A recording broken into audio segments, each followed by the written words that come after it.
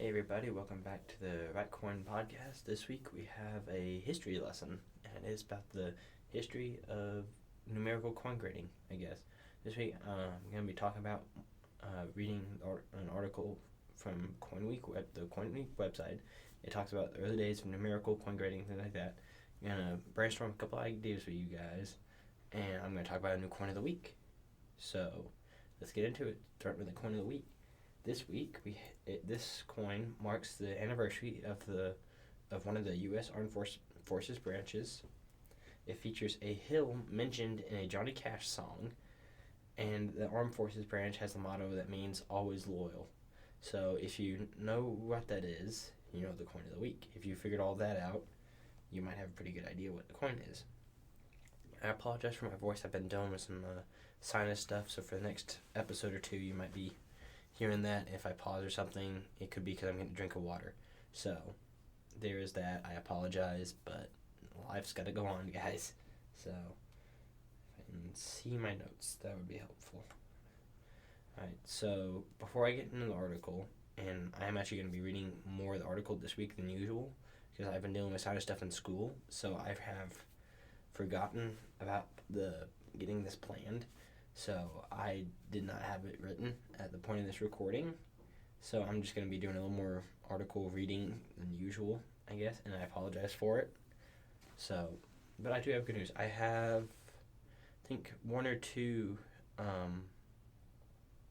interviews lined up, possibly. So stay tuned for that. I'm going to try to work those out, hopefully. But anyway, so from that we go into what I'm calling the brainstorm kind of session. And I thought about this, and I thought it'd be kind of cool. I've tried it with my main YouTube channel.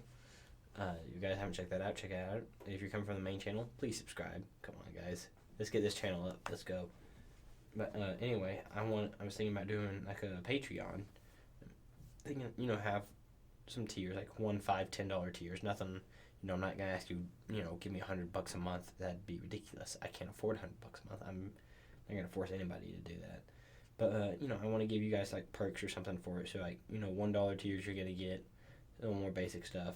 And then higher up you get more access. What I was thinking is I had, like, 4 ideas of kind of what the tiers could include. So, you get an outline from each upcoming episode. So, like, the week before, you get access to the Google Docs where I put outlines. You will not be able to edit, but you will get to see it and have an idea what's coming, which I think is kind of cool. Maybe like some live stream Q&As. I can try to set those up. That'd be kind of fun. You guys get to do some one-on-one talking with me. I have only the patrons in there. You get priority inclusion of ideas in a podcast. So like you have a coin of the week you want to submit, you submit it. Well, you list on that you're a Patreon, or a patron, whatever. And your idea kind of gets moved up, so you get if you have an idea for the podcast, it gets noticed sooner and something like that. And I was also thinking like early listening. I usually post on Friday mornings, as those who listen know. But you might get it. I upload Thursday morning, so it's ready for Friday mornings. So you guys could get it, a day or two early or something like that. So just kind of like an idea, and then because Patreon, I don't know how to say it. I'm tired, but it helps me to get funds to upgrade the podcast. Right now I use my school's audio system, and I would like to get a thing off Amazon or wherever, so I can be doing this at home. So if I don't, I miss my usual recording day, I can not worry about it so much. And the water is me drinking because like I said, sinus, and I'm thirsty. So I will try to keep that to a minimum and away from the mic, so you guys don't have to deal with that. But anyway, following that, if you guys want a Patreon, let me know, and I'll try to set one up. And following that, we're just going to go ahead and get into the article. And this is written by Tom Delroy for Coin Week. It was published November 5th, 2018, so a little bit older article. And I have not really, I've sort of scanned over it. I haven't really read through it, so there will be pauses and there will be some stuff I regret saying, and I'm sure of it. So, but following that, let's just go ahead and get into it. So it starts with numismatist Ron Guth who proposed that the coin industry and a significant third-party grading service, which is TPGs, like PCGS, and that, change the grading standards that it and they use. His new system would go from the current scale of 1 to 70 to a new one that starts at 1 and pauses at 58, AU58, keeping the existing circulating grades intact. Deletes the number 60 to 70, ignores the numbers 71 to 79, includes 21 different integers from 80 to 100 to replace the 60 to 70s. I gotta find my mouse. Under his system, a coin currently graded MS60 would now be called MS80, while one called MS60 Plus would be called MS81. A 61 would become an 82, 61 Plus, and 83, all the way up to where a perfect 70 becomes a perfect 100.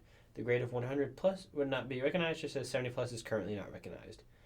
Adding grades can become a slippery slope that inevitably leads to even more grades being added. I know because I started the Avalanche, talking about the author here. Numerical grading began with Dr. William H. Sheldon in his book Early American Cents from 1949. In the post-World War II collecting world, desirable large cents were amazingly cheap by today's standards. Sheldon studied auction records of the day and charted that on average, common variety 1794 cents sold for about $4 to $6 in good, 7 to 10 in very good, and 12 to 15 in fine. Very fine coins, which were relatively abundant and made up a significant percentage of the large cent universe as a whole, which Sheldon was creating the scale for, and not just 1794s, averaged $20 to $30, while the noticeably scarcer, extremely fine coins fell near a narrow range of $40 to $45. The still scarcer, almost uncirculated coins fell into a $5 range and a $5 range of $50 to $55. The legitimately rare uncirculated or mint state 1794 coins could theoretically be had if you could find them for $60, $65, $70. So by his verbal description of these grades, you can see that a coin can be virtually perfect to merit the MS-70 grade, a circumstance virtually unobtainable in the universe of 18th century U.S. coinage. Sheldon not put very much on the mint state grades, as they were only a tiny portion of his particular universe. His book concerned itself with a sense of 73 to 1814, which naturally tended to be in circulated grades. Mint state large cents were more likely to be found in the later years, such as the matronhead from 1816 1820 and some braided hair coins. Adding in the lower grades, he came up with a grading scale that started at a Basel State 1, the lowest grade at which the die variety could be determined, and drifted up through fair 2, almost good 3, to good 4. Really nice good coins could legitimately be called good 6, while lower in very good coins could be called very good 7. Average and superior very good coins were called VG 8 and 10. Again, these multiple grade levels reflected the reality of the universe of large cents. Fine coins were called F12 to F15.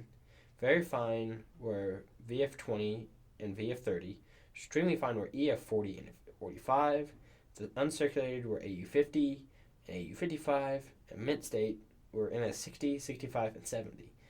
Over this grid, Sheldon laid a system for determining values of coins by assigning a Basel state value for each die variety, which you could then multiply the grade number to determine the collector value. A common coin with a Basel state value of 50 cents could be worth $20 in EF40, while a scarcer coin with a Basel state value of $3 could be worth $120 if it's in EF40. Of course, the system collapsed immediately upon the publication of the book, if only because the simple fact of the book's existence changed the known populations of the varieties by making it easier to identify them.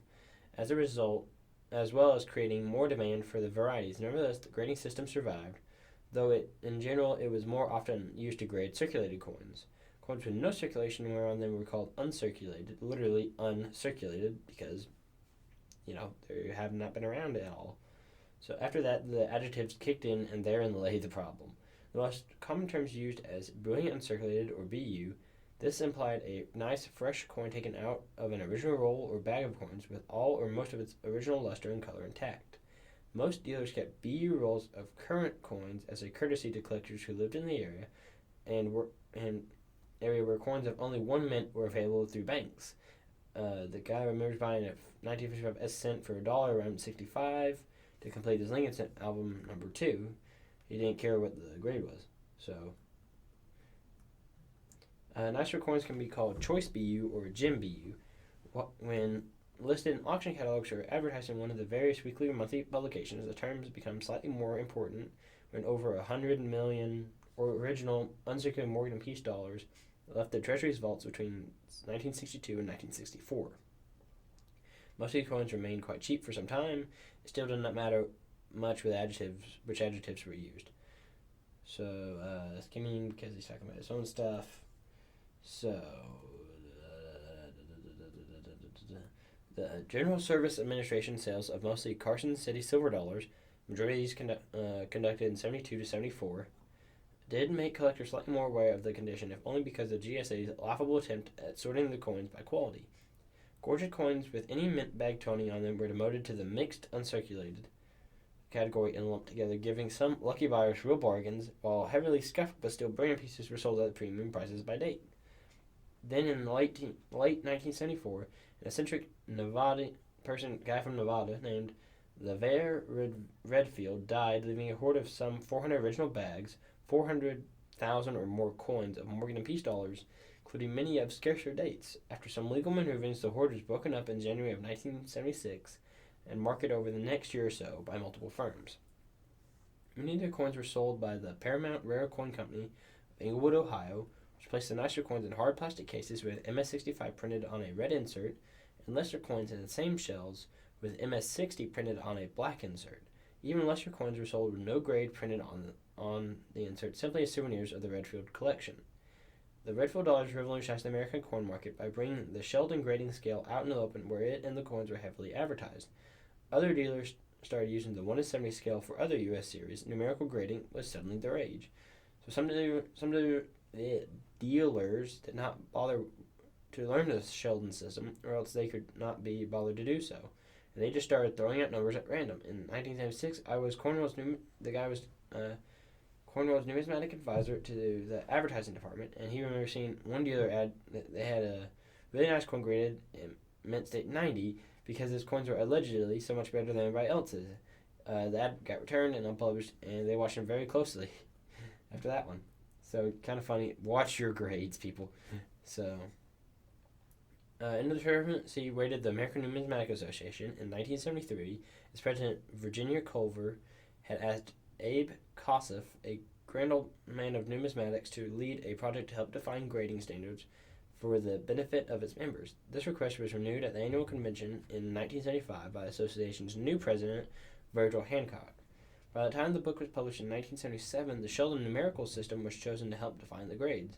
This was not always a given, because on July 19th, 1975, issued an issue of Numismatic News, Kurt Kruger, a Wisconsin coin dealer and future ANA governor and then president, proposed a different grading system with numbers 0 to 100.